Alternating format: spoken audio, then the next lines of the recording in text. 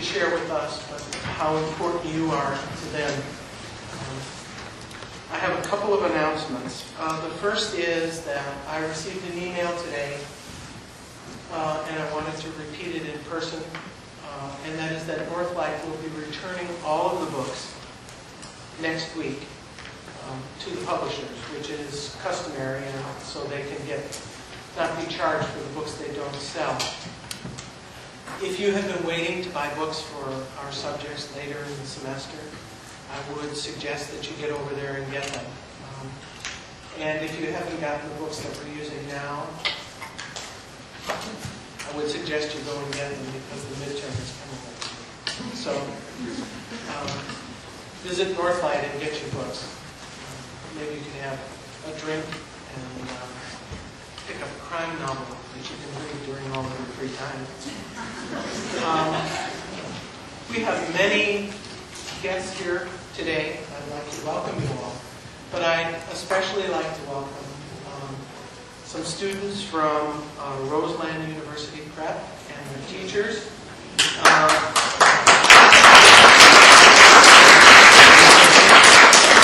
Mr. Harrison and Mr. Beal, and they are more than welcome, and we hope you're coming in. I hope you enjoy yourself. I certainly have something very interesting for you. Now, Barbara Lechner-Caffrey, the president of the Alliance, has some words she'd like to share with you.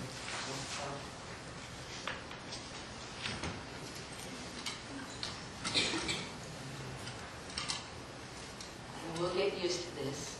Everybody ready?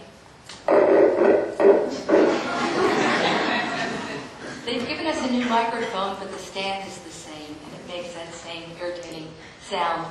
I think it's the hallmark of the lecture series. It's my great honor to be here today. The Alliance for the Study of the Holocaust was founded to support the Holocaust Lecture Series, which is a collaboration between the university and the local community. The university covers the salary of the instructional faculty, and the Alliance raises the funds necessary to bring the speakers and also help coordinate speakers in the schools. And many of the survivors who are with us today have been busy visiting middle schools and high schools throughout the county. In 2006, one of our dearest members of the Board of the Alliance, Walter Kuttner, who was a survivor, died. And the board decided to honor him by having the annual Holocaust Survivor panel in his honor. And he'd be still smiling today if he was with us to know that 25 years later we're still going strong. Walter lived with his parents in the Rhineland in central Germany, and from the time he was 11, he lived in his uncle's home in a Berlin suburb near Wannsee. Those of you who are reading more on Genocide, this will ring a bell. And he was a high school student when Hitler came to power. He remained in school until 1934, but due to laws preventing Jews from receiving a formal education, he was unable to graduate and receive his diploma for which he had studied. He ended up joining his uncle in Mallorca in Spain, where his uncle and other members of his families had moved, and opened a small stationery store. In 1936, he found himself in the middle of the Spanish Civil War. That's like frying pan and fire. And the family was evacuated to France and then settled in the Italian-speaking sector of Switzerland. In 1937, while in Switzerland, he received a visa and was able to travel to the United States and emigrate to New York City. Walter and his second wife, Cheryl, settled in Santa Rosa in the 1990s, and Walter was very active in the work of the Alliance and in the community-wide commemoration of the Holocaust, the Yom HaShoah commemoration. He would be so proud to see all of you here today. I also wanted to take another minute or two to honor two survivors who died in the past year to honor their memory and their deep commitment. The first is Sophia Catz, who died in September at the age of 84. Sophia was hidden by neighbors when the Nazis came to her village in Budzlaw, Poland, in May of 1942.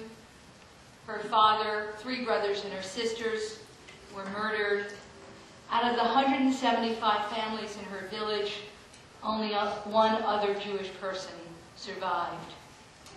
She ended up in the Vilna ghetto in Lithuania with many other Jewish refugees from Poland. Between 2,000 and 3,000 of the approximately 57,000 Jewish occupants of the Vilna ghetto, of those 57,000, only 2,000 to 3,000 survived. The rest were murdered by the Einsatzgruppen. Sophia joined the resistance, and coming up will be a lecture on women resistance fighters by Mitch Braff, and I'm hoping that'll give you more background for her life. She escaped into the forest and fought against the Germans, fell in love with the commander and hero of the United Partisan Organization, David Kopovich, and became pregnant with his child, her daughter Aya. The couple were separated after the war. She moved back to her little village in Poland and became a teacher, then on to Israel in 1959, continuing her work as an educator, and moved to the States in '87 to be close to her family. Her family says she loved to cook and bake and would gladly feed anyone who came to visit. Her mantra was, eat, eat. She loved nothing more than to watch and feed her great-grandchildren. She'll be remembered for her undying love for her family and for her indefatigable spirit of survival. The other person I wanted to remember today is Hilde, who was born and raised in Frankfurt am Main, Germany, and in October '38, her family was deported to Poland since her parents were Polish citizens. Shortly after arriving in a small town between Lodz and Warsaw, the family consisting of Hilde, her sisters, and her parents were split up. At 16, Hilde started a harsh life in the Lodz and Warsaw ghettos, internment in a smaller ghetto, and years of slave labor in a munitions factory in Germany until the end of the war. Amazingly, she and her 2 sisters survived, but all her immediate family, aunts, uncles, cousins, parents, did not. Back in Frankfurt in '45, Hilde met and married an American soldier and came with him and their child to San Francisco in 1947. Her husband was a band leader in the Army, necessitating frequent moves during the next 21 years that Hilde spent as an Army wife raising 4 children. Hilde credits her survival to destiny, but also to her natural optimism. You have to hope, she says. If you give up, you're lost. Until her death on April 4th, Hilde was an active participant in the community-wide Yom HaShoah commemorations.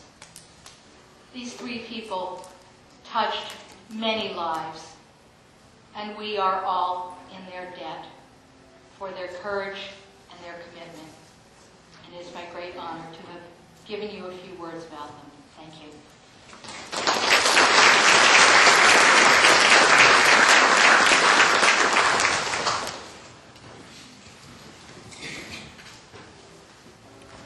I'm going to be the ringmaster today, and I want to introduce the panel and just have you think about a few things. First of all, the theme of this year's lecture series is Lost and Found. And much of it, the inspiration for that theme, came from the very people who sit here before you today. I've gotten to know all of them, and each one of them has a story to tell you that relates to the notion of what was lost and also what was found. I would like to introduce them as a group, and then we'll start with Hilde Catz, our first, and they will tell you all about what they think is important for you to know about them. First, we have Hilde Catz, who lives in Santa Rosa, and Cohen, who is also from Santa Rosa, and Lilian J, who is also from Santa Rosa. Their experiences are very different. You wouldn't be able to draw any kind of assumption about any survivor's life because each one of them had a unique experience. They will each speak for about 20 to 25 minutes. I'm the ringleader. They'll look at me, and at some point I may have to go 5 more minutes. And I'm also Hilde's assistant today. I'll be turning the transparencies for her so that you can get to see some of a visual picture of some of what she would like you to know. So let us begin first with Hilde Catz. Please welcome.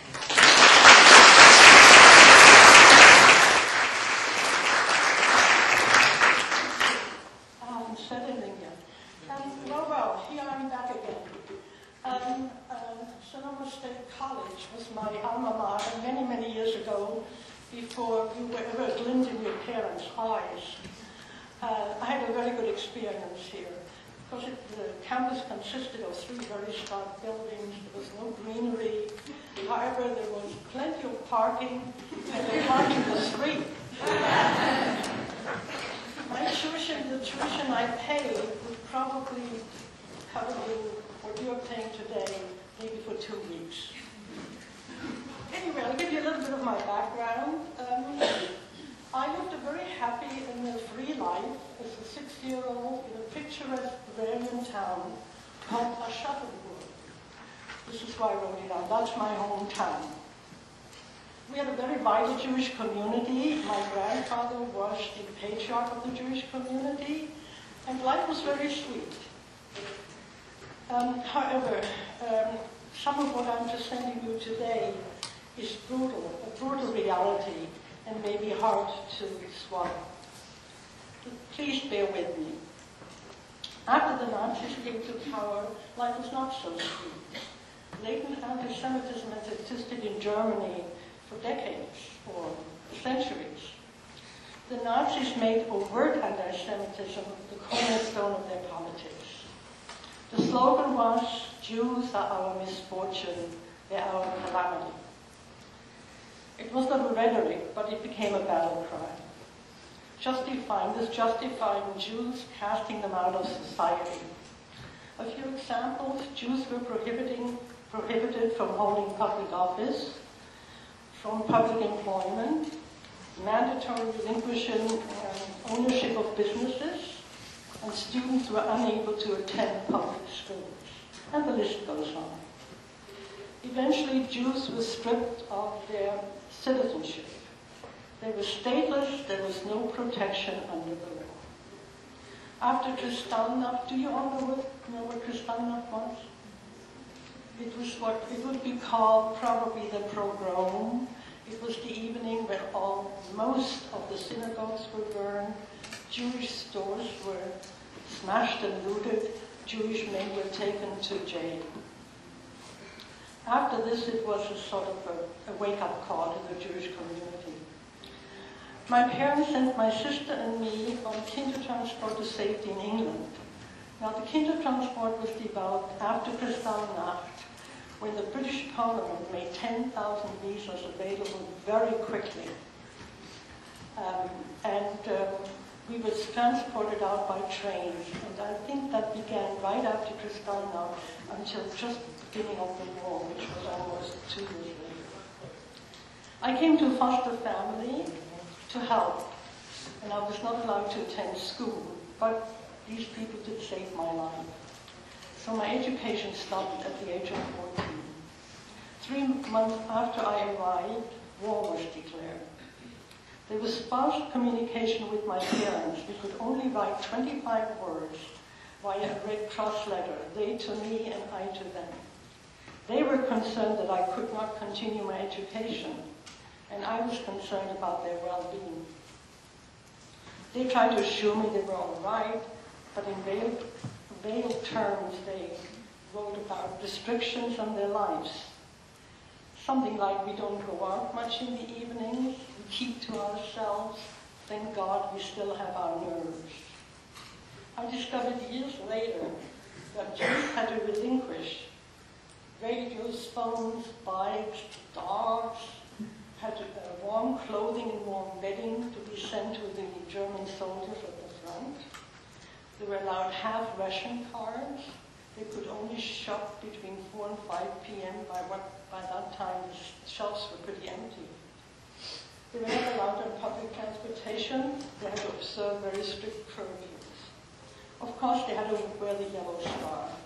And I learned from a friend that my mother somehow she clutched her purse over the star, and when she was blonde and blue-eyed and went undisturbed. Eventually, Jewish families, my parents had to take in another Jewish family, and eventually they were herded into so-called Jew houses, houses where several families lived there awaiting transportation. They were there, by the way, under guard 24 hours, 7 days a week. In the last Red Cross letter that I received, my parents intimated they would change residence. Soon thereafter, it was 3 years into the war, they were notified to report to the train station at 5 o'clock on April morning. They were informed they would be resettled to the east. It actually was a ploy to lull Jews into believing that they would be resettled in the countryside in Poland. My parents were among 135 Jewish residents of our town who boarded the train to a nearby larger town, Würzburg. The group had to wait for Jews there. The group had to wait for Jews from the surrounding communities until the transport could be assembled to a total of 852 people. During their wait, they had to sleep on the bare ground in a beer garden, I believe.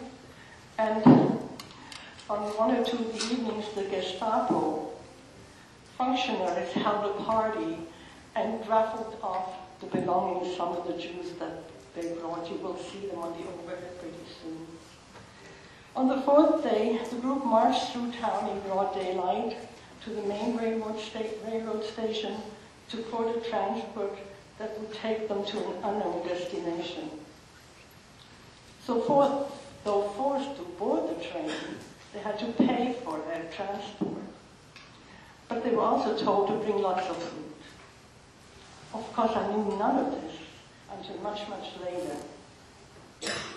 After receiving my parents' last letter until the end of the war, I wondered where my parents might be, why I had not heard from them. When war ended, I went to the Jewish agencies every week to see if I could find their names. We're looking at the survivors lists weekly. Their names did not appear anywhere. Finally, I realized they had not survived. At that time, we learned about Auschwitz. We assumed every Jew returned and perished there. When we learn about 6 million Jews murdered, it is vast, almost impersonal number that we can hardly digest. But when it comes to 2 persons, a father and a mother, the wounds go deep. It has always plagued me that I could not find any definitive information about my parents' faith. I was haunted that I could not even pay homage to them. No grave, no marker. And there were moments when I grieved that they were not allowed to see me, a carefree, sometimes incompetent child, turn into a responsible adult. As the years wore on, information dribbled out about some of the transport and possible destinations and beyond. But I wanted to know specifics. how and where my parents suffered. I was willing to face what might be painful discoveries. How did I begin my search? Via a circuitous route, an often difficult process extending over several years. In past years, I returned to my hometown several times. In fact, some of us former Jewish residents were invited. I discovered that the transport did not terminate in Auschwitz, but a place in Poland called Itzpika. I'll put that on, and you will hear me talk about this some more. At last, I had a starting point. I contacted the International Tracing Service. It's a part of the Red Cross in Germany, and I was told that they had a large repository of names of victims of the Holocaust. I was informed it would be a laborious process to find my parents' names and ask for my patience. I was patient. I waited. Over the next many years, I read that more information became available. I contacted the Red Cross 4 more times. Despite additional searches, they were unable to find my parents' names. Yad Vashem, the Holocaust Museum in Jerusalem, researched my files, but notified it that none showed my parents' names. Oh, I thought surely the German Railroad had lists. I was wrong. I turned to the Ministry of Justice in Bavaria, hoping that during the Nuremberg wartime trials, lists of transports of Jews and destinations would be available. Not so, but I'm tenacious. I contacted the German Federal Archives hoping they would help me. They couldn't, and again my hopes were shattered. A friend here in the US had a friend in Germany who presented himself at the tracing service to search for her parents and was given some information. So I wrote him, asked him if he could do the same for me, but I had no answer. Dr. Berenbaum, I think, who will be a speaker here in the very near future, presented a program here some years ago, while he was, I think, the director of the Holocaust Museum in Washington. Anyway, I literally collared him, asking if he could obtain the information I was seeking. He gave me his card, asked me to email the details. I did. I had no response. He was probably occupied with other matters. Then I turned to Dr. Michael Thaler, a well-known pediatrician and a Holocaust scholar. He devoted a great deal of time researching various transports. He made me dreams of suggested final destinations. And this was my first hope that I might begin on the right track to find where my parents might have perished. However, I was seeking something definitive. I next contacted a rabbi. That was my 10th contact, by the way, who had been doing similar research. He sent me a copy of the deportation list he obtained from Würzburg. He discovered my parents were numbers 79 and 80.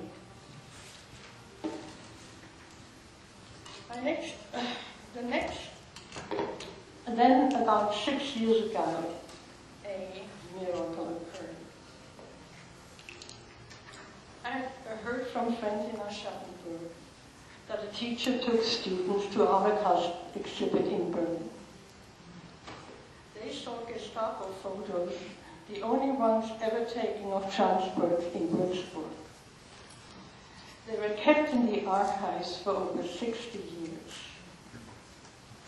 I contacted the archivist in Würzburg, giving him information I had that my parents were on a transport to Itzpika. The archivist sent me photos. However, I could not recognize my parents. They also sent copies of papers taken from my parents when they were strip searched. and this took the long instead of design. I have some photos of the transports. Would you show them, Myrna?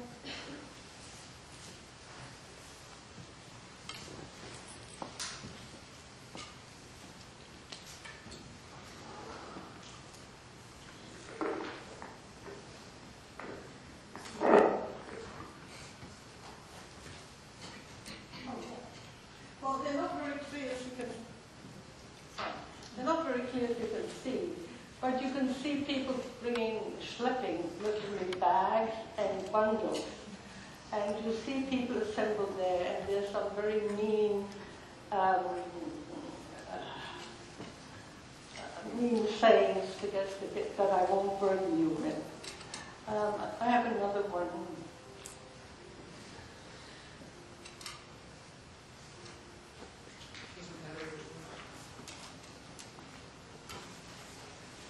I need one, don't you?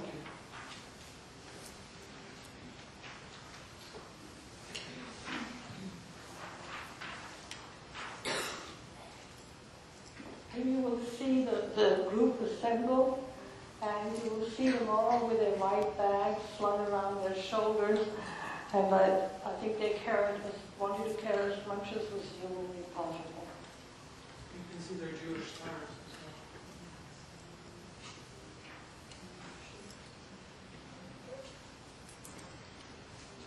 The white bags probably also contain some of the food that they took with them.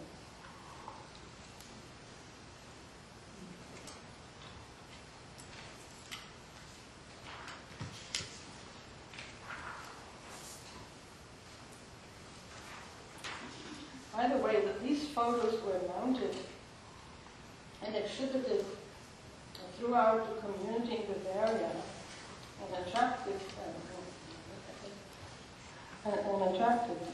attention.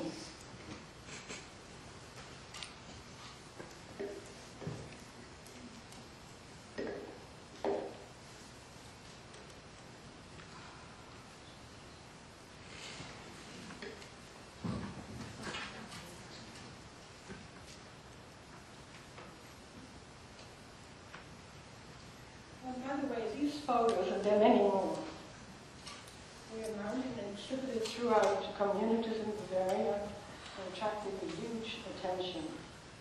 It pleased me very much.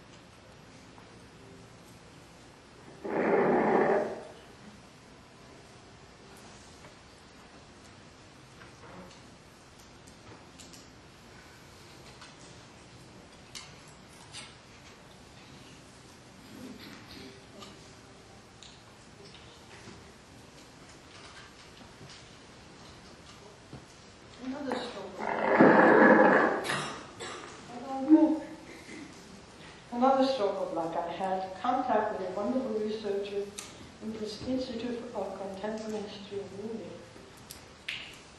And published a book on commentary.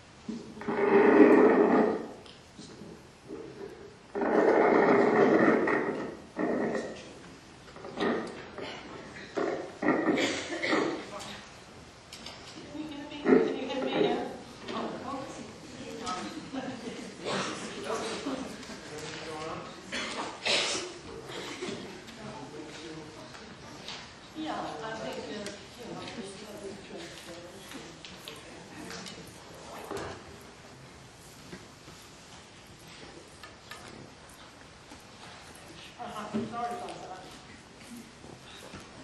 Okay, as you saw from these passengers, understand these were not passenger cars. Germans were according to passenger trains. Can you hear me? Sitting down helps.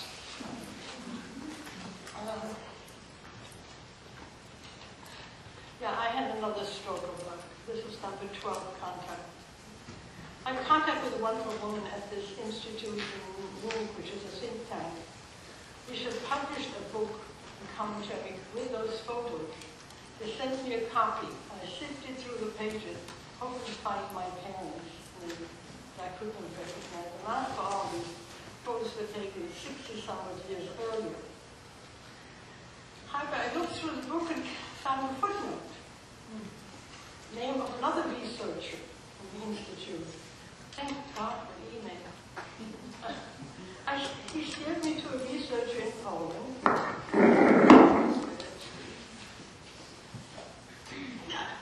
I'm still here. About this in Poland, that he knew about as much about the detention and what occurred after the Eastern Poland. And thus began a wonderful long cyberspace relationship with Robert Kowalik, whose name I forgot. He's a social scientist who's made it his mission to research the transport, what occurred in Spica, how long transportees languished there, and their final fate. By the way, he's not a Jew. At the same time, another researcher in Munich did similar research, and it was she who discovered the mystery why my parents' names and that of most other German Jews were nowhere to be found. And why? As I mentioned earlier, the big German Jews lost their citizenship. Once these people boarded the transport, they were persona non grata. I don't know what the plural is. Persona non grata? Or whatever. In other words, to the Nazi authorities, these people were non-existent. Once they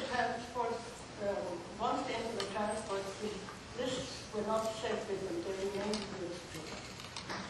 I worked for Mr. Kowalik in Poland that my parents' transport traveled about, I think, between 600 or 700 to 800 miles each Spica over a 3-day period. I'd always wondered, why Spica? And then I discovered that it was on a convenient railway line to 3 death camps.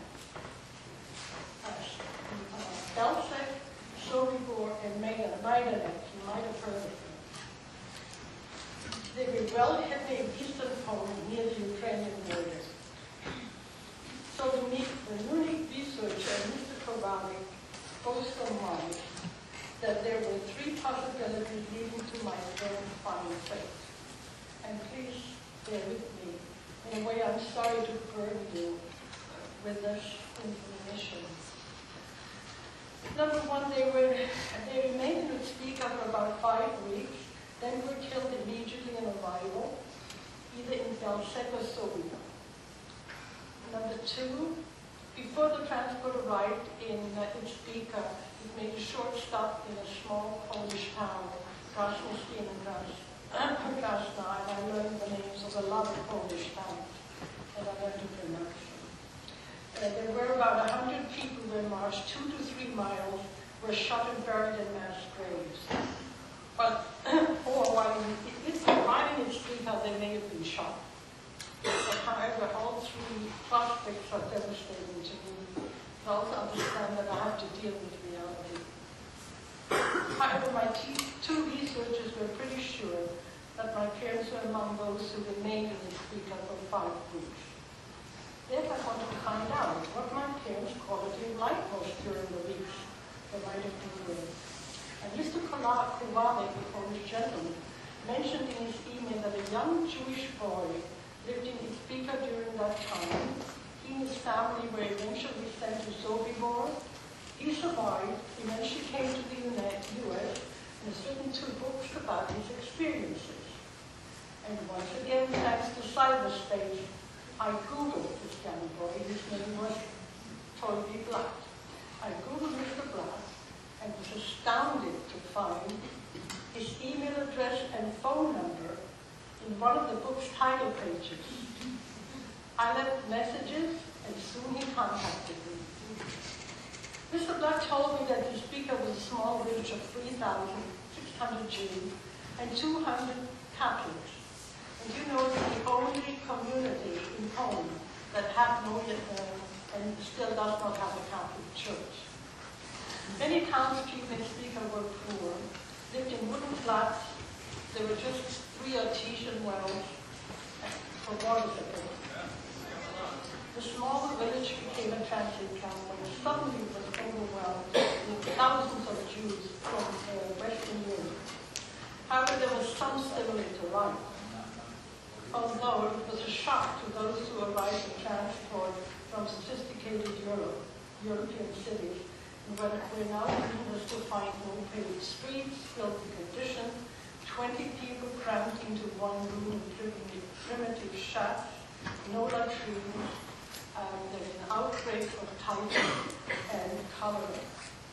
It must also have been very difficult for the English speaker to welcome, to finally find these many Jews.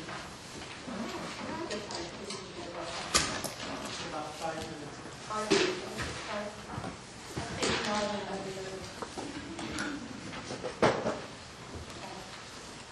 I also learned that a permanent Gestapo command existed in there. It was ruled by 2 psychopaths, particularly enjoyed shooting Jews in the early morning. The Germans, by the way, recruited Ukrainians who were taking helpers and brutal anti-Semitic as the Germans did. There were regular morning roundups. All prisoners had to go clear selections were made. As many as could be accommodated were loaded into cattle cars to be sent farther away. No one in that year of 1942 knew what farther away was. Some believed it was a further evacuation. By happenstance, this young Toby Blatt, then 15, learned from a Gentile friend whose father worked on the railroad that the cattle cars ended up about 13 miles away in a large enclosed area surrounded by trees. As he described it, the gate swung open, the train entered, the gate was shut. Sometime later, the empty train exited. In hushed tones, the boy told Blatt that the people were immediately gassed, their bodies flung into mass graves. Belzec was one of those killer camps. It began with gas vans, and they were found unsatisfactory and were shut down for several weeks, months.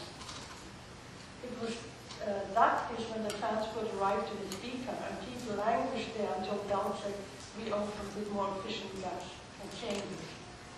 63 years later, through joint effort by an American Jewish organization and the government of Poland, Belzec was rededicated, and a small memorial was erected there.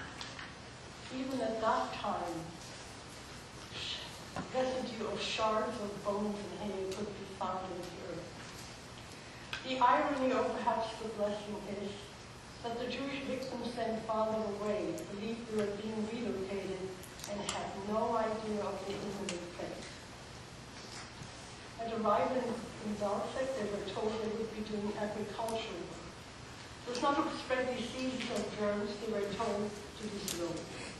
Women were ordered to line up and their hairs were shaved. Of course, we all know what occurred subsequently. Yes, this has been devastating to me, but my parents had to suffer the cruelty of humanity. And I wonder whether going to their death they might at least have had an iota of comfort, knowing that they saved the lives of their daughters by sending them out of Germany on the Kindertransport. And for me, there's also a small comfort that the existence is not completely expunged. My hometown, Aschaffenburg, is embarking on a 5-year project rededicating the existence of its former Jewish community. They're beginning with tripping stones. I think Hans will tell you more about them. Their middle plaques and pasted sidewalks. They will be located in front of houses where Jewish residents live.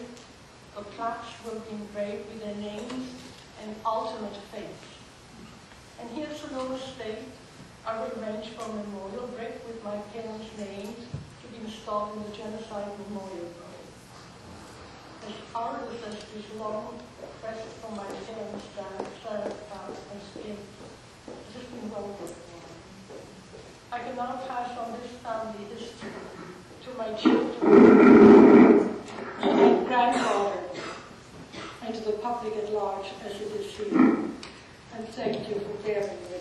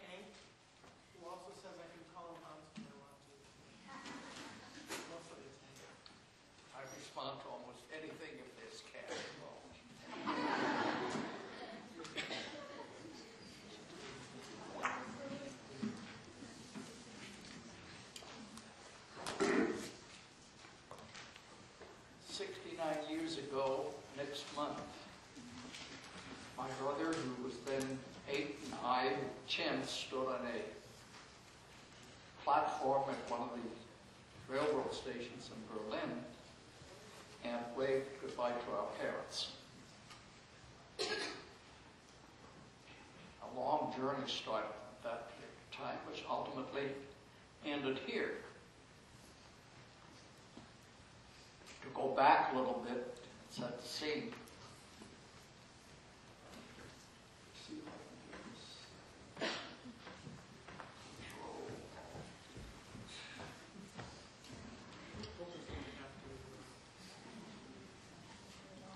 This modern technology can get to you.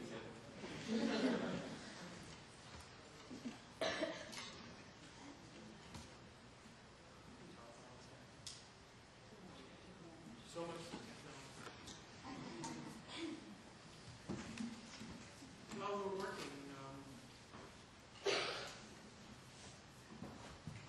it'll be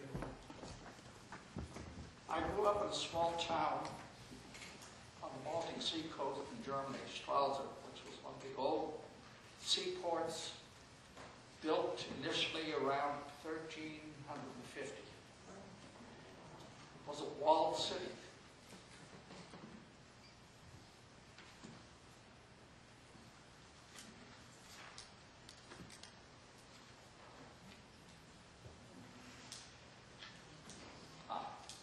Got it. Come on. Old city still pretty much looks now as it was when I lived there, because it was restored under UNESCO auspices as one of the cultural heritage sites. Now it has about 100,000 inhabitants, but the old town itself, which is what I grew up in, which is seen here, had about 35,000 people living in it when I grew up. And much of the growth in the population has come since the war. In the early 90s, my family had been living in the community for 4 generations and had been quite well established. In that small city, there was a small Jewish congregation, about 130 people, 40 or so families. Most of them had been there for many years and were pretty well established in business and otherwise. My family operated a rather large men's and boys' clothing stores. They manufactured it and sold ready-made and served the surrounding communities. My grandfather had initially started it, and my grandmother took it over, and eventually my father and his brother took over. It was a pretty comfortable life. We were fairly well-to-do, and things were going quite well. 1933, that changed. The Nazis took over, and the new laws came in. By 1935, my father lost his business, and we were forced to move to some extent, but remained in the community. I know that my parents had wanted to leave, emigrate. Better yet. But my father had been wounded fighting in World War I as a German soldier and walked with a limp, and that was an automatic disqualification for almost any country because they felt that he would be a burden. They kind of made their peace with that, and my father, after he lost his business, became busy helping other people to emigrate, to leave the country. Gradually, the situation became worse. Between 1935 and 38 rather, my brother and I were in public school, attended appropriately, did what we were supposed to do, but they gradually forced us to sit in the back row. Teachers wouldn't call on us, and we were ignored as much as possible. And it was about that time when I was 8, I think, when I was first jumped by a group of guys on the way home from school who kind of emulated their older role models who were always out beating up on Jews. They decided to beat up on me. This was fairly tolerable because, you know, they hurt me, but they couldn't really get to me and I could run then. And we all survived. In November 1938, the night of the broken glass, 3 o'clock that morning was a pounding on our door. Several men in uniform were out there and grabbed my father and hauled him off to a concentration camp together with all the other Jewish men in the community. Later on that day, we found that they had torched the synagogue, which was built back in 1736, and later on, again, there came a pounding on the door, around noon, I think it was, and another group of guys were there, and they took my brother, me, and my mother, and marched us out onto the street, where we found that they had assembled several other Jewish women and kids, whom we knew, of course, and marched us down the main drag to the main square. And I spent my first night in jail that night, just about 10.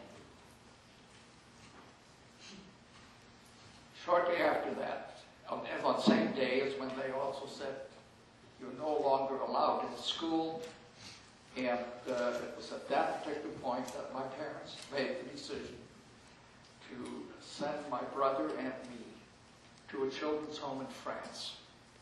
And that's why we were at the railroad station in Berlin in March of 1939. Now, just to give you a sense, the big one there is me, my brother's younger one. We were a couple of clueless kids, obviously.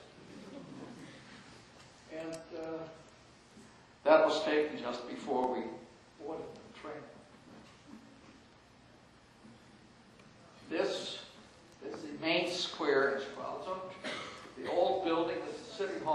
built back in 1300 something or other. Next to it, smaller building, is the police station and jail. That's where I spent my first night in jail.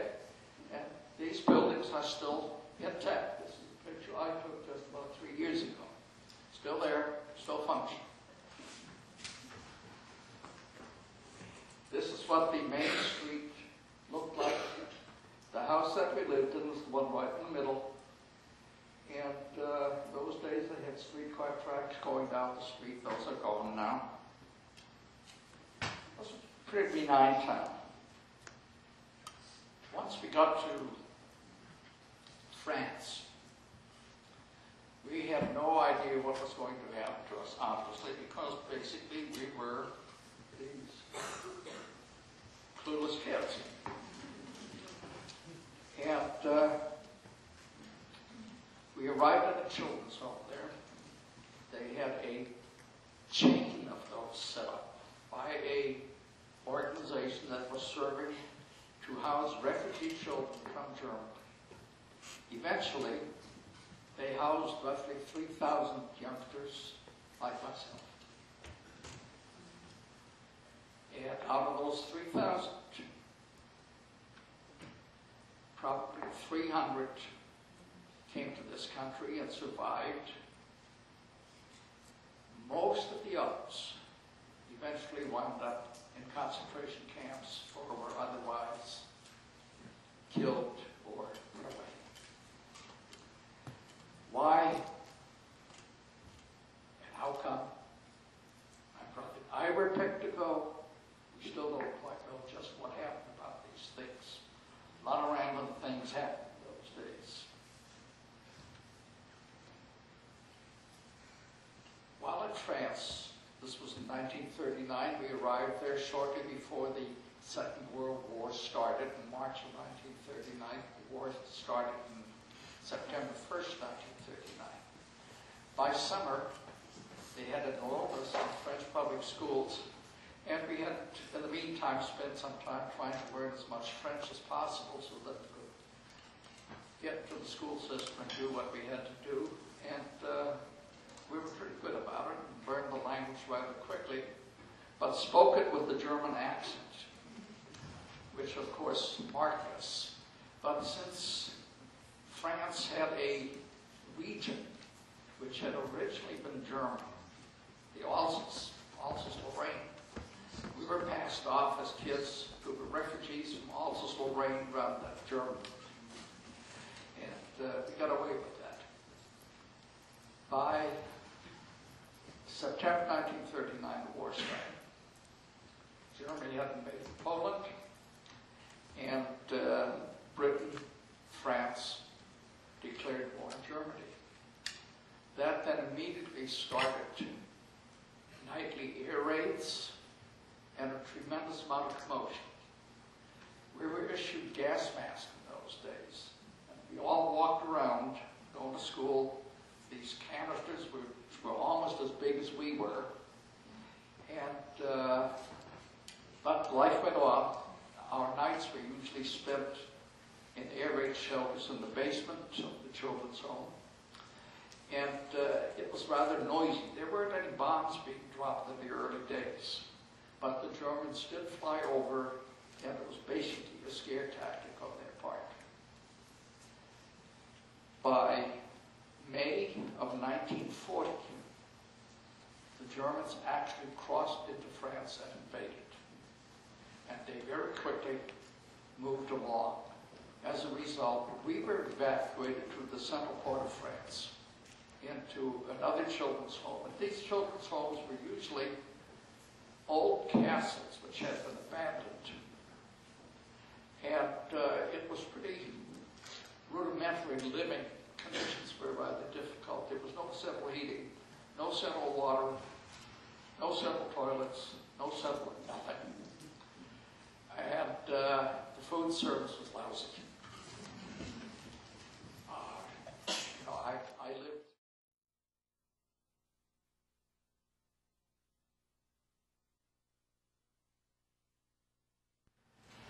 Come the spring of 1941, May 41.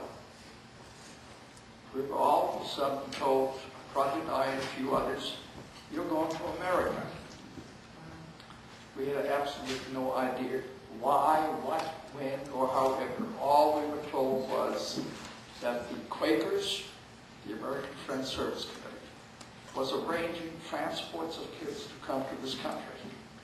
And we were in the initial group of 100 who were taken by slow-moving train, and I mean slow-moving, through the central part of France to Marseille on the Mediterranean, a port city, where we spent about 3 or 4 weeks being processed to get ready to come to this country, and eventually came by train again through the southern part of France, across Spain, into Portugal, to Lisbon, where they housed us for a week to fatten us up before sending us over to this country. We arrived in the States middle of June 1941 in New York. And I recall being housed there in what I found out later was the Hebrew Orphan Asylum. A very overwhelming kind of a building, scary as all get out because of these big stone walls, arched hallways, resounding. Everything echoed in the place. I didn't know much about it at that particular point. I learned about it later.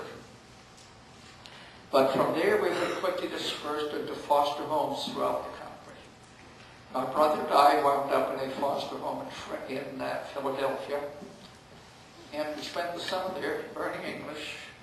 This now was language number 3 in a matter of 3 years, and started public school in the fall. I found myself at an age where I should have been in 7th grade roughly, in a 3rd grade class. And the idea was to have them teach me English, and that the motivation was high because I was sitting in one of these small chairs built for 3rd graders, 1st graders or whatever, and I was by that time a fairly good sized 7th or 8th grader. So I was well motivated to get out. Fortunately,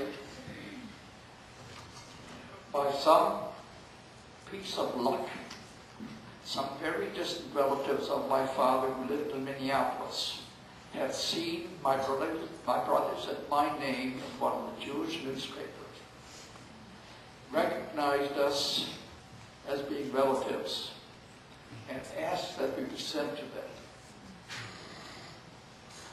So we traveled from Philadelphia to Minneapolis by train via Chicago. It was a long ride. Big country. We didn't realize how big it was until we took that trip. And wound up eventually in Minneapolis.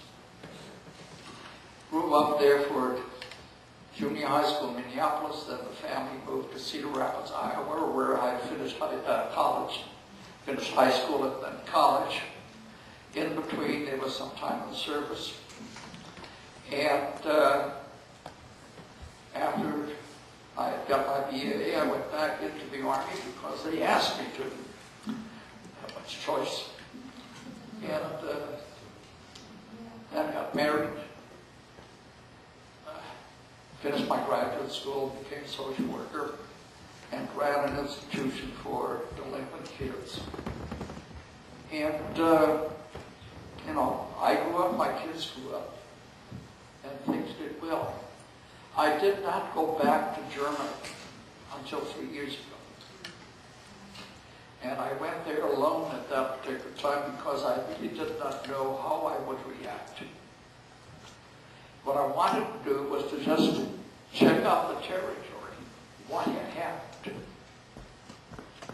I knew that my parents had been killed. I'd gotten a death certificate that said they had died in Auschwitz in 1943.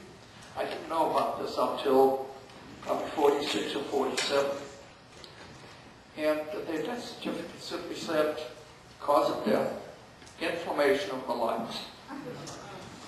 That was the standard line that was being used. And as I then, you know, traveled to Strasbourg, I decided I'd go back and do something. Picture of the old synagogue. I'd do something, and this is all that's left of the synagogue as of 1939, rather. The outside steps. The other things that I found there were lists. The Germans kept books. This is a roster of the entire Jewish community back in early 1938, developed by the CRIPO, the Criminal Police. My name's on that too, my brothers, my parents, grandparents.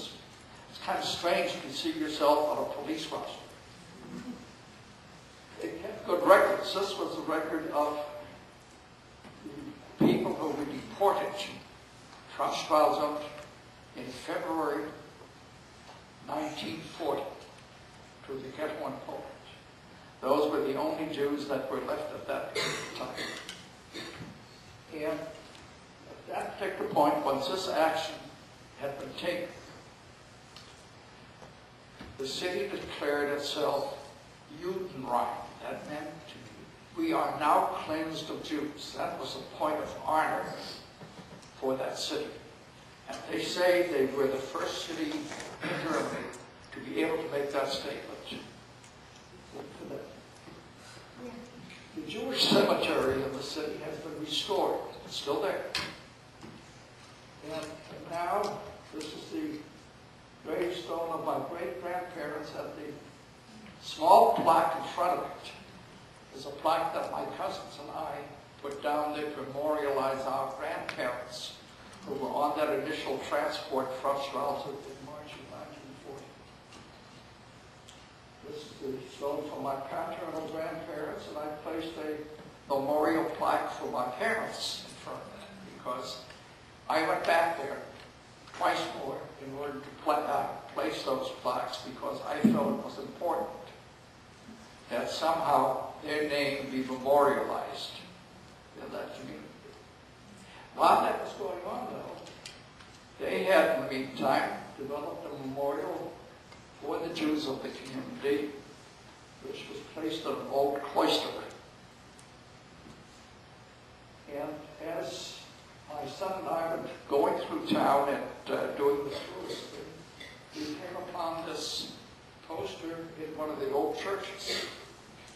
It invites the community to a memorial day to memorialize the Kristallnacht, Night of the Broken Glass, in 2006, where this was.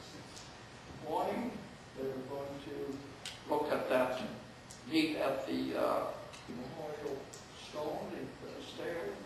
Then they were going to have a memorial service at the cemetery, and that evening a lecture. This is the old family home. Now that was the family story. Look what it is now. What's interesting about it is that where there used to be a staircase in the middle of the story, taking between the first and second stories of the store, and now I have an escalator. This building was built in about 1750. In front of that building are now what we call Stolpersteine, tripstones. What they have done is to put into the front of the homes where the Jews who were deported lived plaques memorializing them as a way of having them come back to the community. The Germans have now spent an awful lot of time. We're now 3 generations away from the actual incident. They have spent a lot of time memorializing the events of the Holocaust. As you drive through Germany and go along the Autobahn, you find signs pointing out where the concentration camps were. You find these markers in various cities throughout the country. And they have developed a variety of other memorial kinds of techniques. Just last week, I got this clipping from the local newspaper. on the 68th anniversary of the deportation, February 1940. On the 12th of this month, they had volunteers out cleaning up, polishing the Stolperstein, the memorial plates, as a way of memorializing. You know, I often wondered whether they meant it or not, but at least they get their fingers dirty. Thank you.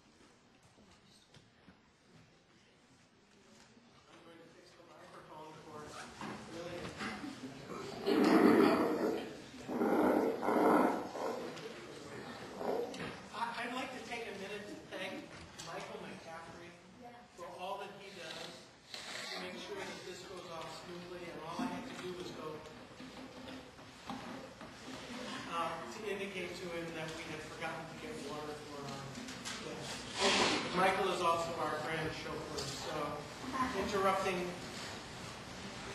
the lecture, I would like to say personally very much thank you.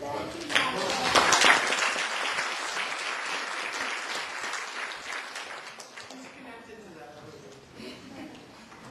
It's over. Can you hear me? Can you hear me better now? Yes. Okay. Well, I just had it. Listening to these, my two previous speakers, I'm out of breath. I have quite a different story, however, it comes down to the same thing. My name is Lilian J, and I'm a Holocaust survivor.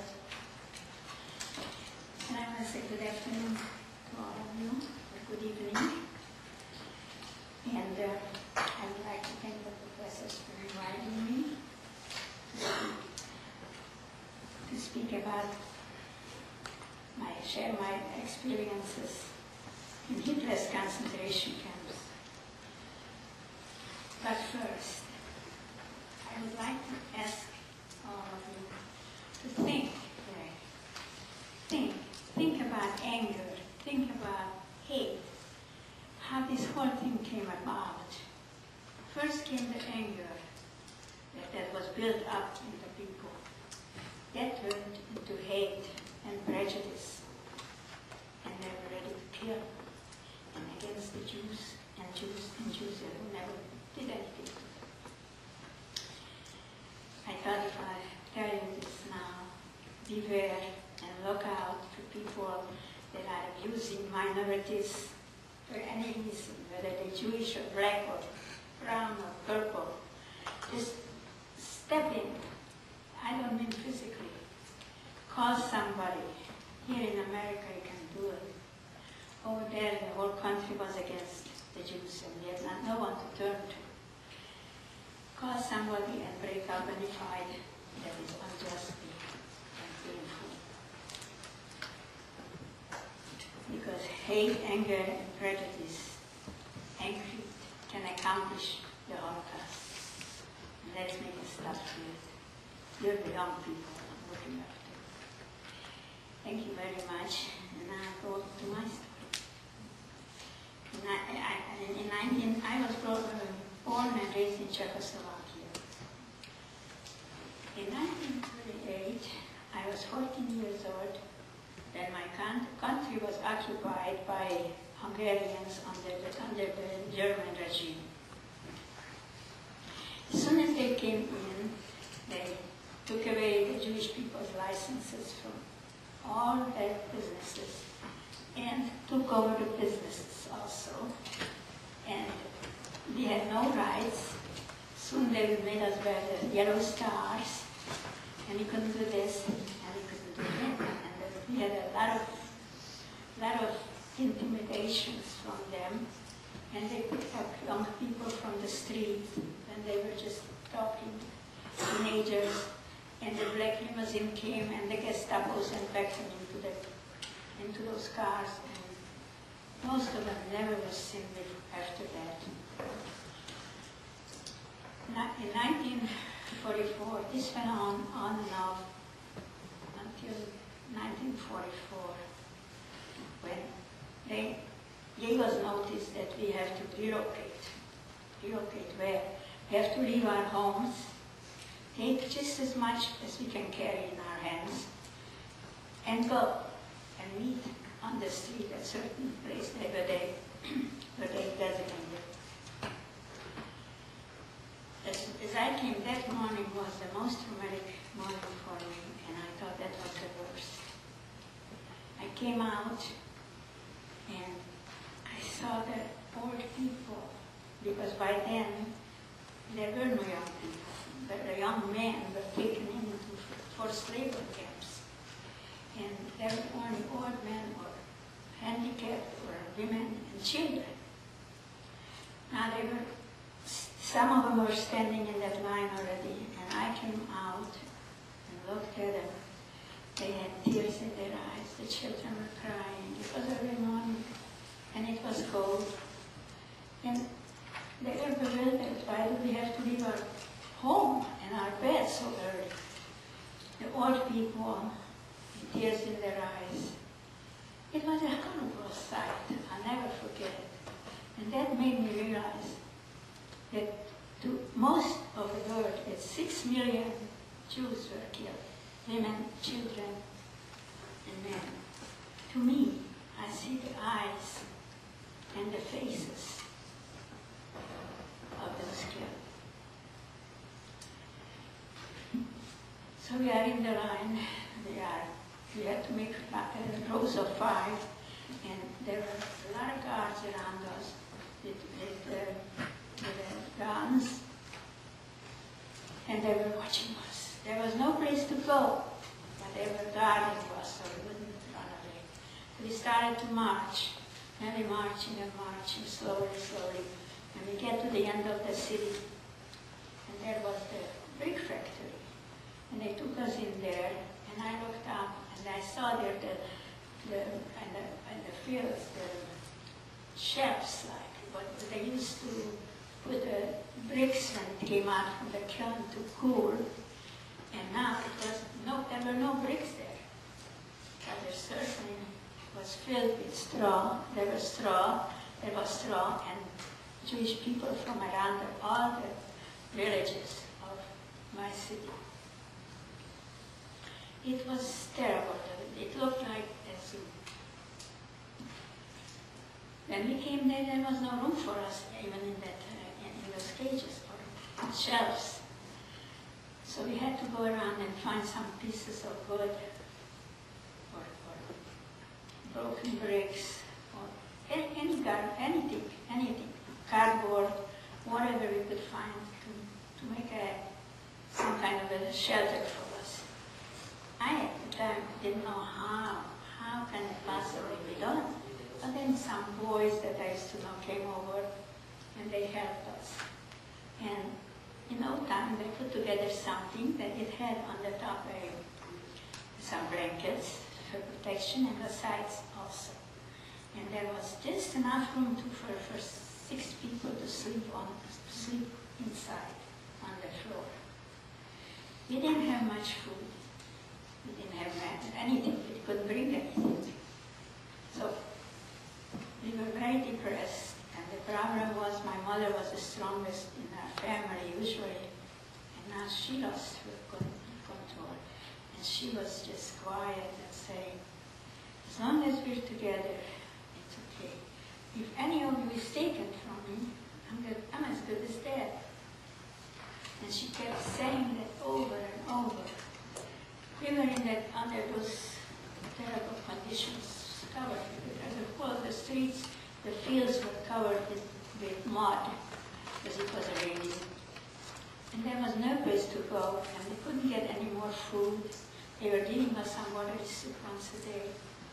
But We were there for 6 weeks. Then an officer came and pointed out, now, this group will be relocated. Get ready, tomorrow morning we're leaving. And then he didn't go here, he went on the other end, so that we wouldn't be mixed up with people that we know. So they assembled a whole bunch of people, because there were thousands there. And we had to be ready in the morning to leave the ghetto. As we were lining up, there were some young Hitler-Jugends. Those were young teenagers that were taught how to beat the Jews and how to hate. And they really were ready to hit everybody who wasn't fast enough for them moving. My dad was also shot in the World War I and on his leg, and he couldn't walk without a cane and had a hard time. And I was helping him always there, let him lean on me and the other side on the cane. And we started to march. I didn't know where we were going. And I was just pushing him fast and fast so that the kids wouldn't hit us. And we came to the railroad station. And there I saw these open boxcars as far as I could see to one side and to the other side. And they were wide open, the gates were wide open. And very soon they started to shout, everybody in the cars, everybody in. We were shocked. But we were trying to do as fast as they can, as we could, what they asked. I remember pushing my dad in front of me to the car, and up to that car, because it was high. My mom was up there, and my sisters also. I went up there, and I thought, now we are full. That's it. They started to push more and more people in until they were practically only standing in front. When all those boxcars were packed and loaded, I heard them starting to close the gates. They didn't give us any water. There were no toilet facilities, no food, but they closed the gates on us. And we were just standing there, and look, I was standing near the wall, and there were the slits between the boards that I could look out. Very soon, I heard the wheels turn, screeching, and we were on our way someplace. And on the way, we stopped someplace to refuel or something. And I looked out through those slits, and they were in Poland. And some of those faces were so happy to see us go. They knew where they were taking us. And they knew we'd never come back, possibly. But they were happy. And then I hear a woman's voice, a baby's crying, and a woman's voice, please give us some water. My baby is so sick. Please give us a little water. And somebody hollered, keep the breast quiet, no water. But she couldn't keep him quiet. It's a sick baby. And then very soon I heard some shots, 2 shots, and then it was quiet. So I just can't figure out what happened. And that was a few of those scars ahead of us. And we went, people had to go to the bathroom, and there was no place to what we do. Someone had a bucket, donated it, and some people donated some a blanket, and 2 people had to hoard it to give some privacy for the person that had to eliminate. Okay, there we are. We can't figure out where we're taking because everything is so uncertain and so scary. And the bucket got filled in no time. And And there is nothing to do with it. What can we do with those buckets? They tried to throw it out through those slits, but the train was going so fast that the wind blew it right at us. So they decided to let it be, and let it overflow, and let it go down the floor somehow. And that's what happened. But the stench was terrible. It was so smelly there. And we were just there. There's still no drinks. And all of a sudden, about the fourth day, one of the ladies hollered out, "I hear music playing. They welcoming us to the place we have to work. You're going to work here, and they welcoming us." And we all looked at her, and the train stopped. And we heard music too, because they opened the gates. And when we came to the point where we could look out to those gates, we saw a sign, "Welcome to Auschwitz-Birkenau."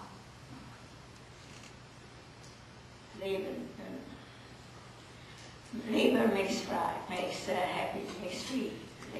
Work makes you free. Then I heard the shouting, calling us all kinds of names. "Hurry up, get off the train!" And I was at the time fluent in German. I never heard those words. They were calling us all kinds of bad names. And "Hurry up, out! Hurry up, get out! Without packages." And that was constantly on that. My poor father was carrying a small briefcase with his prayer objects, with a talit, prayer shawl, and a prayer book, and the things that he had put on his forehead. And he reached for it. I had him get down off the wagon, and he reached for the briefcase. I don't know from where, an SS was right there with so much anger and hate in his face. He never saw us. How can the person hate another person that way? But it was obvious, and he took his rifle and he started to beat my dad over his head, over his shoulders, until he was just covered with blood and collapsed. And at that point, the SS motioned to some other people, other prisoners there in striped uniform. And they came over and they grabbed, each of them grabbed one foot of my dad, and they were pulling him.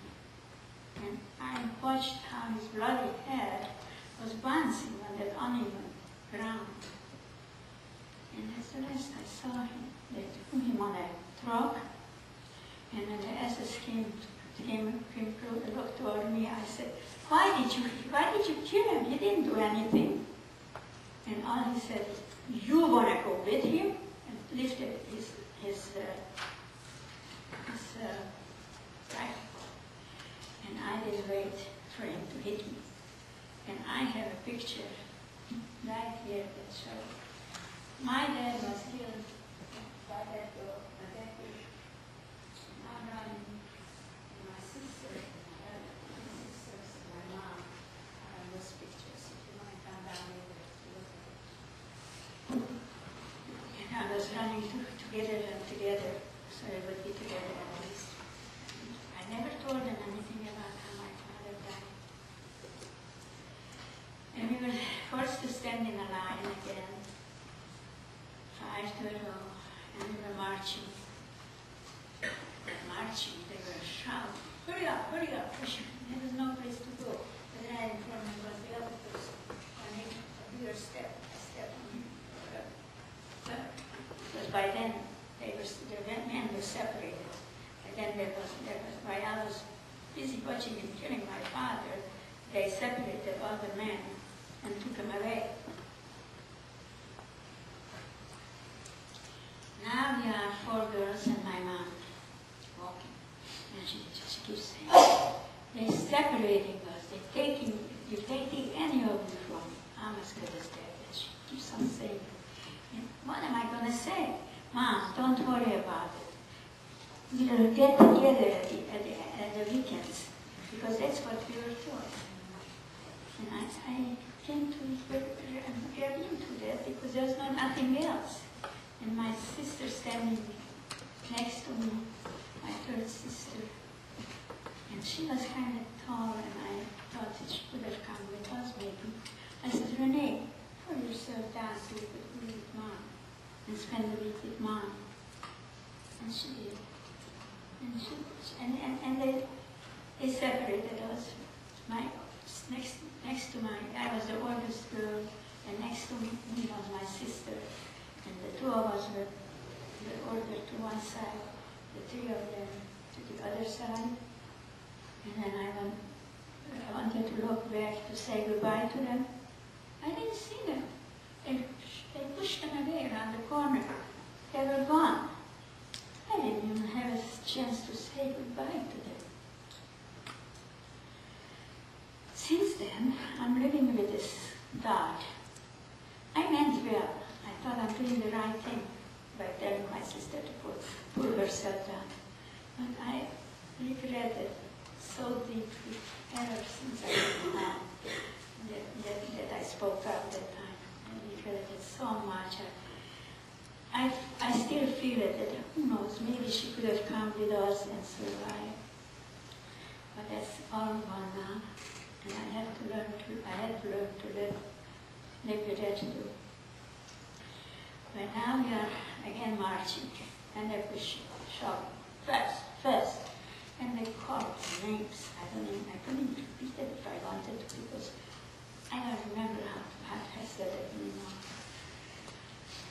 And we were coming toward a great building, and that building was quite a ways from us at the rate that we were going forward.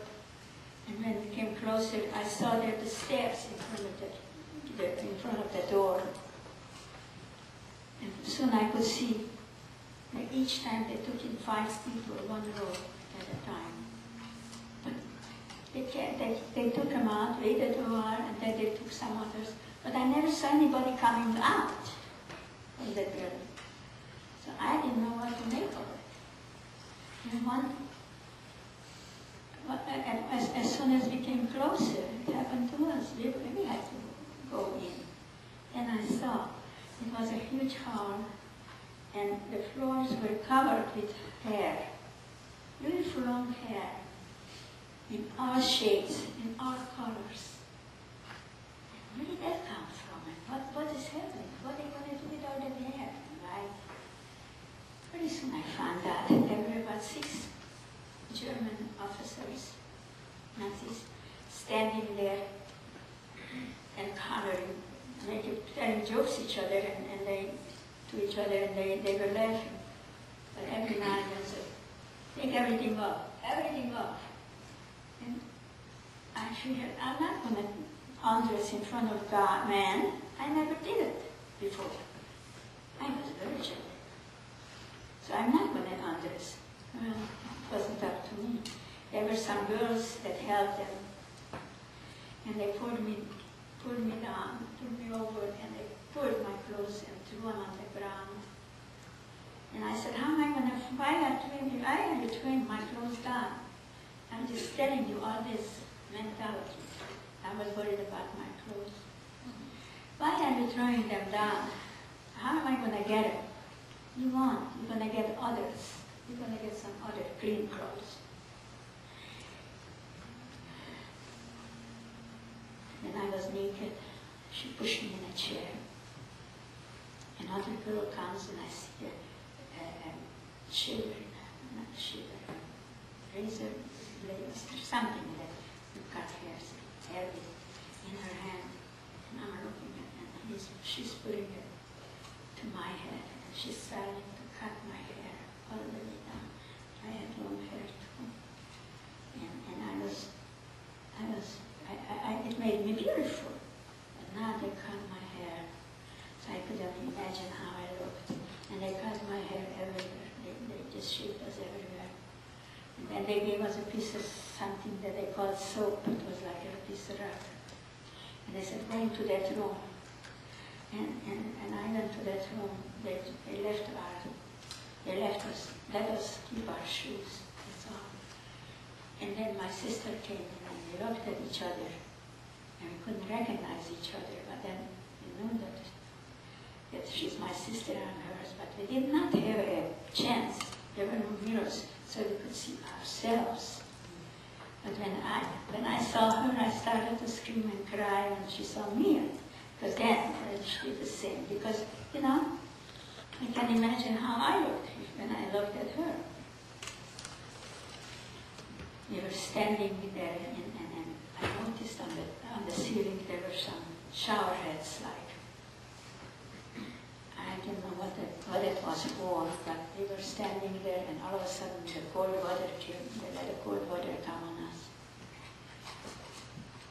And it was shocking at first, but then it was good to wash off all that sting that we acquired in the bus bars. And we washed ourselves up, and then because we got water. But then I didn't realize one thing. That we are lucky we got water. The others before us, our families, and after us, they got gas, and they were killed right at the same place. And then the commando had to come and pick them and tear them apart because they were rubbing in each other's hair and thrown in the crematorium. And I found that out later too.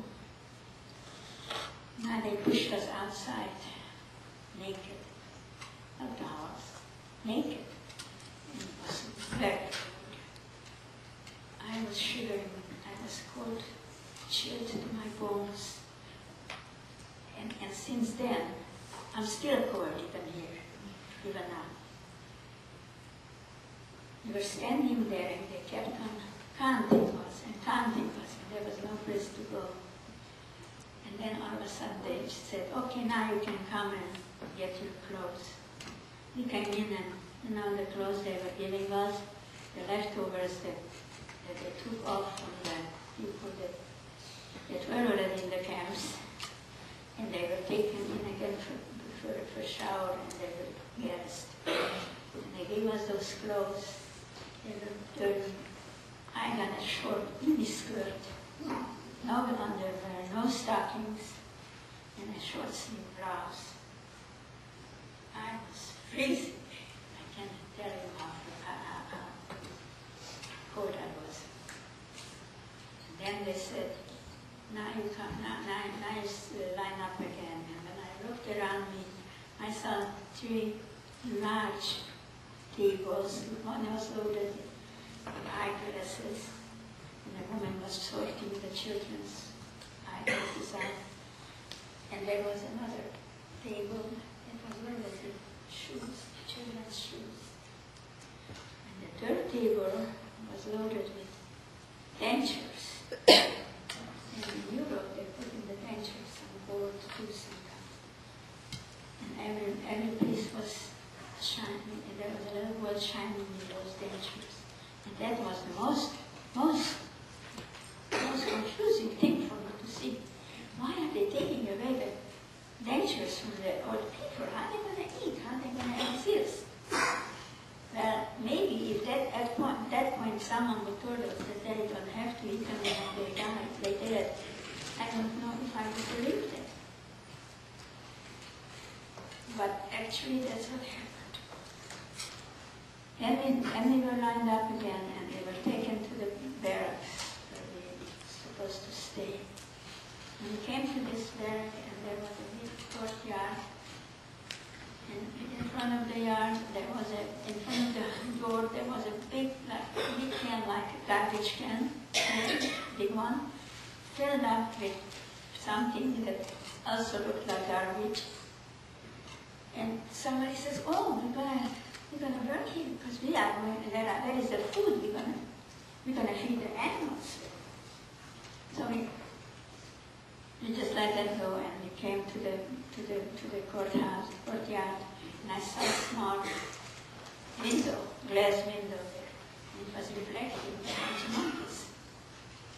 And I'm looking, and I can't figure out which monkey was I. We are the same. I went like this and this, then I saw myself, then I started to scream and cry. It was terrible. I did look like a monkey, even to myself. By then the block elder still, was the block supervisor, came out and said, now, you listen. And she had about 12 helpers, all strong because they had good food. And she says, you will go do what I tell you, or else you're going to listen. So then we lined up, and then she tells us to be quiet and go into the barrack. There were several, there were these big bunk beds. There were 5 layers in each bunk bed. Each layer slept 5 people. And it was filthy. It was only the wood. You could see the boards, and some of them were filthy. And they gave us 1 blanket for the whole group. So they put us into these. They all settled into those beds with the pillows, because they went quiet. And then everybody was taken care of. We were running towards the gate. Like on a city. Everybody jumped up and then towards the gates. When she saw us, she came out for her to revolver. She was sleeping. What do you think you're doing? We want to see our families. She says, you can see your families, and you think you have a bed? I'm here already for 40 years. And I built this thing for you. And you think you can complain? You were sitting in your houses eating the goose livers by the fireplace. And she was burning them against. I don't know what goose liver she was talking about, but she was burning them against us. And she was very mean to us. So now they pushed us, they forced us back to our homes.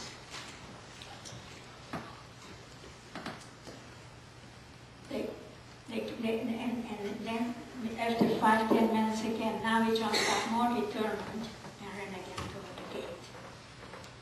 And now the supervisor came out and says, so you want to see your families? Yes? Yes? Oh, yes. And we see her opening the gate. Huge gates. And I look out, and it's already dark. But I look, but the burning flesh, human flesh, was terrible.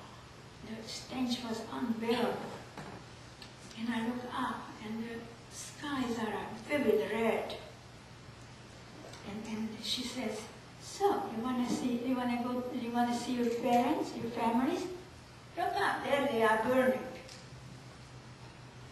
And that's what happened. The crematorium, for the fire from the crematorium, I guess, reflected on the skies. So that, we had to believe her. The stench, the red sky, we had to believe her, and we went back very quietly to our beds. And we cried all night. I never knew I had so many tears. 4 o'clock in the morning, we were awakened. Sail up. The counting was, we had to line up, and the counting was over and over and over. And if one of the helpers made a mistake, they had to stop. One of the girls made a mistake. They counted over until the Nazis came with a hard-working German shepherd dog. It's so scary, and they counted us and they let us go. So that's when they took us to the latrines, and they introduced us. You know what the latrines are? And then those are the places, our bathrooms. They had another big trench and put some wood boards on the top so that we could sit down and And then they said, coffee time, and they brought some hot water, and they called it coffee. I never had coffee in my life up to that point. But I was so cold when they gave me a little hot water, black water, and they called it coffee. So I said, yeah.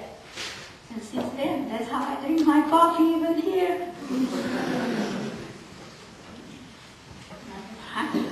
Hot liquor was good. And now, how can I say what I want to say in 20 or less minutes? 25. That's a life of experience. I would love to share. I would invite people who might have questions to come. Yes, I would like it. Unfortunately, we don't have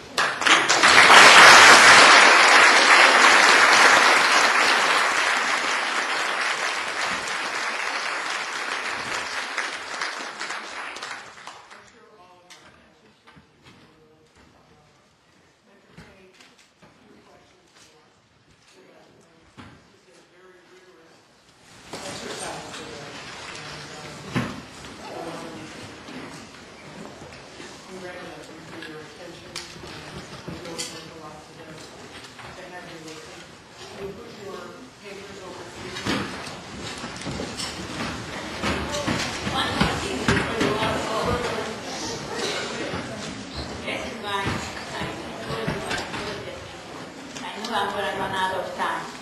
And I tell that always at the end. Remember what Lilian had to say. About anger.